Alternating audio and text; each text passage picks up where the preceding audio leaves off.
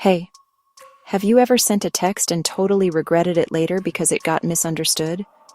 Or maybe you've tried to explain something but the other person just didn't get it, no matter how clear you thought you were. Trust me, you're not alone. And honestly, these little mix-ups, they happen everywhere. At school, at work, even in future careers you might not have thought about yet. Today, I want to talk about why understanding communication barriers is a big deal.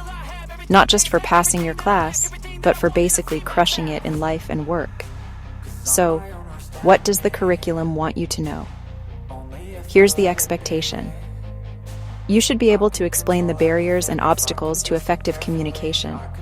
That means knowing what gets in the way when people try to share ideas, feelings, instructions, and why those things matter. Let's break it down. Communication barriers can pop up for a bunch of reasons.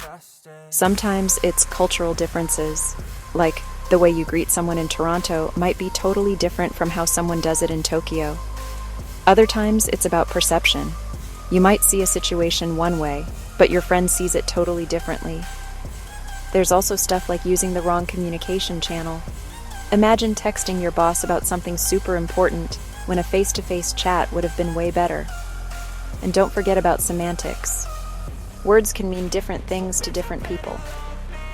Let's get real with two examples. First, picture this. You land a part-time job at a local cafe in Ontario. Your manager comes from a different background and uses phrases you're not familiar with. Maybe they say, "Can you handle the till?" And you're like, what's a till? That's a semantic barrier right there.